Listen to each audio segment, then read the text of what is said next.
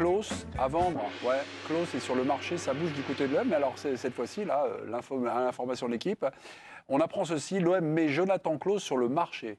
Information de l'équipe, je vais citer les 4 journalistes, il y a Loïc Tanzi, il y a Mélisande Gomez, il y a Mathieu Grégoire et Baptiste Chaumier. Donc l'information est vérifiée au moins 4 fois. La direction marseillaise est déçue par l'attitude et les performances de Jonathan Klose. Et en privé, la direction de l'OM estime que Klose pourrait se ménager, voilà, en vue de l'Euro en juin prochain. Donc Klose sur le marché, et la raison de l'explication, le comprenez-vous, habillage à la marseillaise, il y a déjà Grégo qui dégaine. Habillage à la marseillaise ? Merci beaucoup. Le comprenez-vous, Pia ? Non. Non. Le comprenez-vous, Greg ? C'est diffamatoire. D'accord. Monsieur Fred Verdier ? Non, pas du tout. Non, pas du tout. Monsieur Bernard ?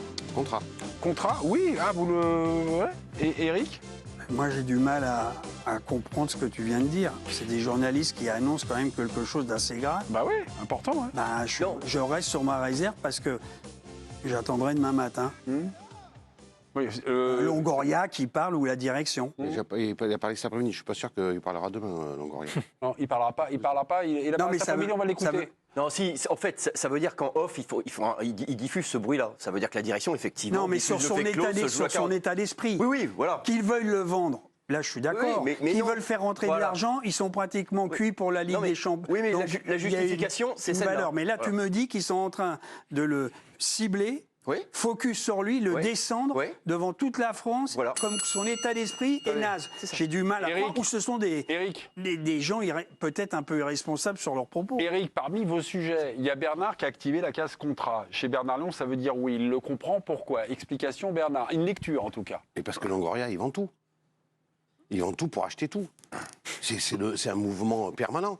Il y a un bon joueur, allez, bon, on va le vendre. On achète Malinowski en mois de janvier, bon, au mois de juin, on le revend, etc., etc. C'est espèce de poker permanent avec Longoria. Donc, il n'y a aucune lisibilité. Après, pour te répondre, c'est que forcément, tu prépares le terrain au niveau des supporters en disant, enfin, c'est quand même assez incroyable pourquoi l'OM va se séparer de Klose, qui est quand même un de ses meilleurs joueurs. Donc, on fait passer des explications. Je suis d'accord avec toi, sont foireuses. On dit oui, il a un petit trou, Klose. Klose, c'est quand même le joueur de champ de Ligue 1 qui a le plus joué sur la phase aller avec le Lillois Benjamin André. Je veux dire, et qu'il ait un petit coup de moins bien. Pourquoi tu rigoles? Non, mais c'est drôle. Qu'après, il soit concentré sur sa participation à l'Euro. Ben oui, qu'il descend en tête. Ben oui, heureusement, j'espère. Mais de là à se dire que justement, il va être mauvais avec l'OM pour être sûr d'aller à l'Euro, je pense que le sport de haut niveau, c'est l'inverse. C'est-à-dire que s'il veut être dans la liste de Didier Deschamps, il va falloir qu'il soit bon et qu'il performe. Donc les explications, elles ne tiennent pas vraiment. Elles ne tiennent pas la tu crois vraiment, Longoria, Benassia qui vient du football, qui a été joueur, les mecs colportent ça, mais vous êtes sérieux? Moi, j'y crois pas un instant qu'ils dénigrent ce joueur à ce point-là. Attendez, on va calmer Eric.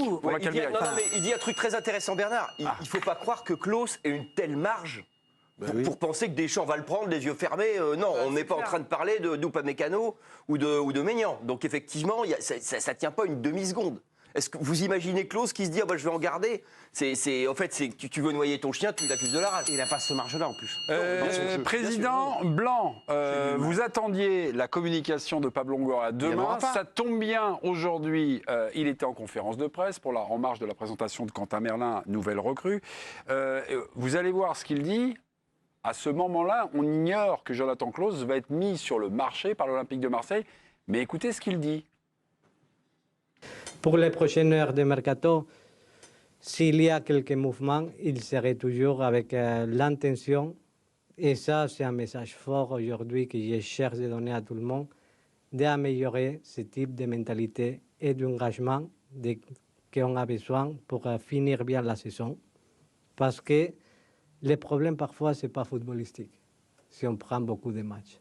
C'est un problème de chercher de donner quelque chose en plus.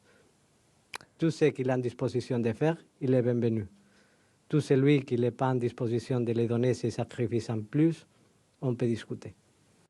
La direction marseillaise, je vous rappelle, est déçue par l'attitude de Jonathan Klose. En privé, la direction de l'OM estime que Klose pourrait se ménager en vue de l'Euro en juin prochain. Là, j'ai l'impression que, entre les informations récoltées par nos amis de l'équipe et ce que nous dit en discours de politique générale... C'est raccord. C'est raccord, en tout cas, il y a un décor qui est dessiné, Eric. Mais il y a peut-être aussi son agent qui lui dit, il y a peut-être certains clubs qui s'intéressent à toi et il peut jouer, pourquoi pas, la Ligue des Champions. Non, mais l'information, c'est pas Klose veut partir, c'est l'OM qui met Klose sur le marché. Hein. Mais qui te dit? Moi, je n'en sais rien. Mais si vous n'en savez rien. Ils ont des agents. Peut-être que lui-même, très discrètement, lui a dit, il y a une porte qui s'ouvre pour toi avec un grand club. Donc peut-être d'ici. Et alors, moi, je suis Klose, je pars dans ces cas-là. T'es Klose, tu pars pas. Mais si. Il te reste 10... Mais si j'ai un grand club qui fait toc-toc, j'attends pas de me casser la jambe avant l'Euro pour pouvoir signer nulle part. Ils ont réagi, ces agents. Ils ont dit exactement ça. Ils ont dit, merci, je n'ai pas d'informations. Voilà. En hiver, que s'il y a un énorme club. Un truc qu'on peut pas refuser. Mais il partit... Non, mais... Tout est achetable, tout est vendable. Bon, une fois que tu as dit ça, tu n'as rien dit. Ouais. Mais si tu analyses ce qui se passe, il lui reste 18 mois de contrat. Oui. Je veux dire, il ne va pas prendre le risque de partir dans un club avec un gros point d'interrogation à 5 mois d'une compétition aussi importante. À son âge, à 30 ans, c'est peut-être la seule qui disputera. Je veux dire, il a tout intérêt à rester au chaud à l'OM, de performer avec l'OM autant faire se peut pour assurer sa place à l'Euro. De partir à ce moment-là de la saison et à ce moment-là de son contrat, ça colle pas. C'est une erreur. Ça n'a pas de sens. Qu'au mois de juin, il soit qualifié, statut d'international à l'Euro, et qu'à 1 an la fin de son contrat, là, il négocie son contrat, il se retrouve en position de force, Klose. D'accord, mais entre-temps, s'il y a un club qui fait focus sur toi, qui est de très haut niveau, tu vas jouer. Ouais, c'est Galatasaray là qui tape à la porte. Non, je pense à d'autres clubs, pas Galatasaray. On regarde même pas. Il y avait le Bayern il y a une semaine. C'est terminé. Non, mais on verra si un gros club, c'est pas Galatasaray. J'ai rien contre les Turcs, mais je parle d'un gros club. Lui, il attend 6 mois, donc il faut qu'il soit pris à l'Euro. Pour moi, c'est sûr qu'il y sera s'il se blesse pas. Mais entre-temps, il peut se blesser et le fameux contrat, il n'arrive plus jamais. D'accord? Donc quand tu penses à ton club, c'est bien l'équipe nationale, c'est bien une compétition, mais si tu peux signer dans un des 10 meilleurs clubs d'Europe, au mercato, tu pars. Parce que t'attends pas. T'attends pas 8 mois à dire je vais être encore plus fort et je gagnerai plus. Et Eric, tu es en train de nous expliquer qu'à ce moment-là, 2 jours de la fermeture du mercato d'hiver, c'est un grand club. Il a pratiquement les 10 meilleurs clubs d'Europe. Non, je n'en sais rien. Je n'en sais rien. Vous dites, pour moi, il est dans un sulky. Arrière droit, c'est le meilleur. Il n'y en a pas en équipe de France à droite. Non, mais on sait la base. Tu te mets du côté de Klose, mais en fait, la question, c'est pas ça. La question, c'est pourquoi l'OM fait ça et est-ce que c'est complètement fou de faire ça? Parce que là, ils le vendent. S'ils veulent le vendre à 3 jours de la fin du mercato, ça veut dire au moins qu'ils ont un super nom à proposer derrière pour être arrière droit. Sinon, ils sont complètement tarés. Pour l'instant, c'est Amir Murillo et Emran Soglo. Et il y a un autre truc, c'est s'ils le vendent pas, si en 3 jours, ils n'arrivent pas à le vendre et que derrière le mec, il faut que tu le rattrapes, que tu dises, voilà, ok, on a dit que tu avais fait semblant de sortir contre Monaco, enfin semblant d'être blessé contre Monaco parce que tu veux te préserver pour l'Euro. On l'a dit devant tout le monde, à tous les médias, mais t'inquiète pas, ça va bien se passer. Ils vont pourrir le vestiaire. Je comprends même pas en fait comment tu peux faire ça. Mais le vestiaire, elle va être avec lui. Les supporters sont contre la direction, mais la direction, elle est pratiquement en fumée. Ils vont pas résister, ils vont exploser. Non mais si je puis me permettre, l'histoire de Monaco, c'est-à-dire il est sorti parce qu'il a senti une douleur. Voilà. Comment on peut en douter? Comment on peut en douter? 2 choses l'une, où il y a une douleur ou il n'y a pas de douleur. S'il n'y a pas de douleur, il n'y a aucune raison de sortir. S'il a une douleur, il a raison de sortir. Tu peux pas. Ah oui, si un mec il n'y a pas de souci, c'est le joueur qui décide. Ce que je veux dire, c'est que les argumentaires de Marseillais sont pourris. Dans tous les cas, ils sont pourris. Les médecins n'ont rien constaté. Non, mais pour eux, il n'y avait rien. Mais s'il a senti quelque chose, il a eu raison de sortir, oui ou non? Il ne va pas prendre le risque de se péter. S'il a senti une tension musculaire, il sort. Effectivement, ce n'est pas des choses que il n'y a pas de souci là-dessus. C'est sûr qu'il a bien fait. Bien sûr. Mais le discours que j'entends, vous dites c'est Klose. Il parle aussi peut-être où il y a d'autres joueurs. Non, parce que. Il n'y en a qu'un. Non. Bon, d'accord, mais j'ai noté ce soir, il n'y avait que Klose qui est dans le collimateur. C'est Bernard qui a sorti le truc, c'est que tu parles aux supporters pour justifier le fait de bazarder. Mais tu parles plus aux supporters. J'ai vu les banderoles, ils les insultent, ils disent « Ah, Longoria, fais tes valises, pars, Tartampion, pars, on te veut plus ». Aujourd'hui, c'est l'enfer pour les costards-cravates. Ils montent, ils sont présidents, tout le monde les siffle, ils ont perdu pratiquement leur équipe. Moi, alors, je te fais le pari, en juin, il n'y a plus personne. Nouvelle direction.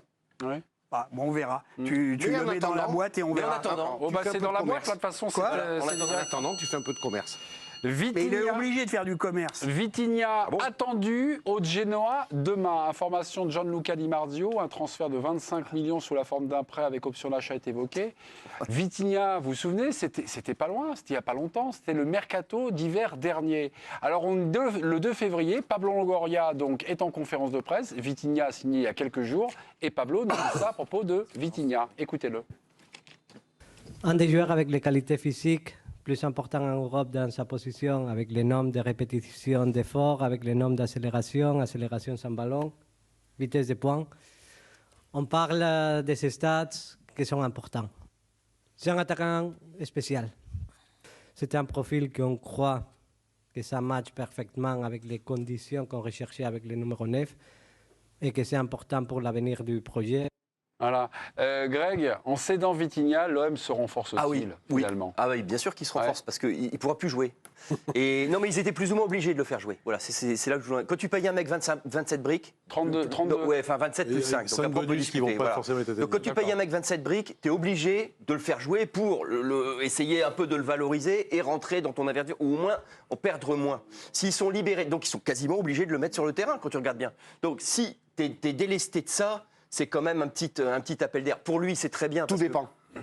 Mais non, mais il ne peut plus, il a mis 3 buts en 8 mois. Enfin, c'est grotesque. Ouais, non, mais 6 buts, 4 passes d'ess en 43 matchs. Ouais, mais au-delà des chiffres, c'est quand même un problème avec la confiance du gars. Le gars a complètement explosé en vol. Oui, on sent qu'il n'est plus capable de faire un contrôle, un plat du pied devant le but, il n'a jamais le geste juste. Il court, il fait les efforts, c'est vrai, mais tout le reste... Non, mais la rue, les appels ne sont pas intelligents. Bientôt, on va le remercier parce qu'il court. Oui, je veux dire, c'est incroyable d'entendre ça à chaque fois. On est là, il y a que ça merci. Je vais citer Bernard Lyons. Je vais citer Bernard Lyons parce que Pablo Longoria adore vendre. Alors, Pablo Longoria est arrivé donc en juillet 2020 comme directeur sportif puis président de l'OM en février 2021. J'ai enregistré, je suis allé sur le compte Transfermarkt, le site qui, on va dire, référence tous les mouvements. Alors, j'ai pris les mouvements, c'est-à-dire les achats, les ventes, les prêts et les retours de prêts. Le chiffre, 171 mouvements enregistrés depuis juillet 2020. Achats, ventes, prêts, retour des prêts. Ça a commencé 171 pour l'instant. 23 mouvements lors de la première saison 2020-2021. Là, il était directeur sportif. Là, deuxième saison. Se chauffer un peu. Voilà, je suis président. 42 mouvements lors de la deuxième saison. Mais attention, la troisième saison, on peut toujours mieux faire. 54 mouvements, c'était la saison dernière. Et là, on en est, à l'heure où on parle, alors que le mercato n'est pas encore terminé, à 52 mouvements. Voilà, on vous a parlé de Vitinha, on vous a parlé éventuellement de Klose, peut-être d'autres mouvements. Et des arrivées. C'est la fuite en avant. J'ai vente, arrivée, prêt, retour des prêts. C'est toute cette lessiveuse qui arrive du côté de Marseille. Ce qui serait intéressant dans les lessiveuses, pour le bienfait de l'OM, parce que bien sûr, tout ce que fait Longoria, c'est pas pour son intérêt personnel, c'est pour l'intérêt collectif, bien sûr. pour faire renforcer l'OM. Ça serait la balance des transferts qui serait intéressant de...